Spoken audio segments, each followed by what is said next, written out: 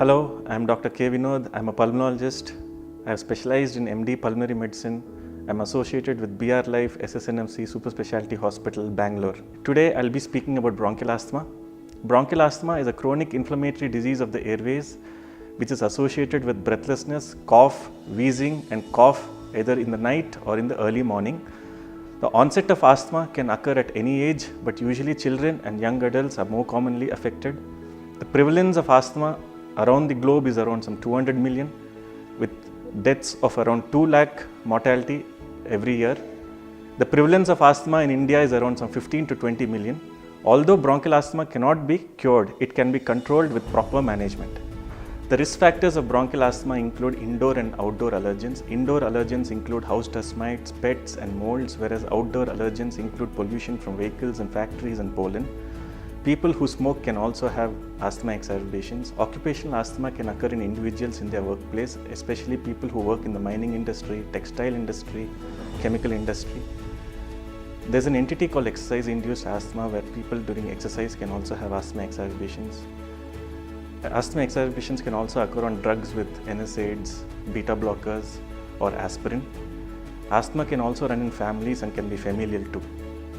The diagnosis of bronchial asthma can be got through a thorough clinical history including family history and physical examination where the patient will have a hyperinflated chest. He may have tachypnea, tachycardia, use of axillary muscles of respiration, in severe cases sometimes cyanosis. The patient may also have rhinitis and sinusitis. The diagnosis can also be got through a chest X-ray which will show hyperinflated lung fields. Sputum for gram stain and culture sensitivity will help us to find the infectious etiology. A complete blood picture, which includes total WBC counts if it is elevated, suggests an infectious etiology, whereas an absolute eosinophil count raised suggests history of atopy. A pulmonary function test can also be done where the patient is asked to take a deep breath and exhale forcefully for 6 seconds, which will help us to identify the patient's lung volumes, capacities, flow rates and gas exchange. A pulmonary function test or PFT, where a person takes a deep breath and exhales forcefully for 6 seconds, helps us to identify the person's lung volumes, capacities, flow rates and gas exchange. We can get either an obstructive or a restrictive component based on the PFT. An obstructive component shows that there is airflow resistance, whereas a restrictive component shows that there is minimal chest wall expansion. The treatment of bronchial asthma includes avoidance of allergen exposure, stopping to smoke, and the drugs can also be classified into controllers and relievers, whereas the controllers are usually inhaled and oral steroids, whereas relievers are usually inhaled and oral short and long acting bronchodilator agents mainly.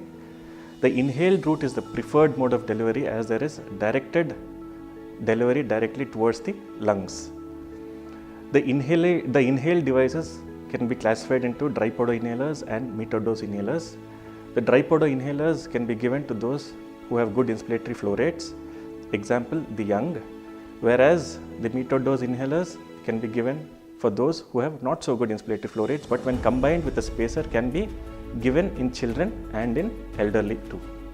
Prevention of asthma can be done by avoidance of allergen exposure, avoidance of smoking, use of masks for those who have occupational asthma or if possible to change their profession, pneumococcal vaccination for those who have repeated exacerbations, regular use of inhaled and oral medication and regular follow-up with the doctor.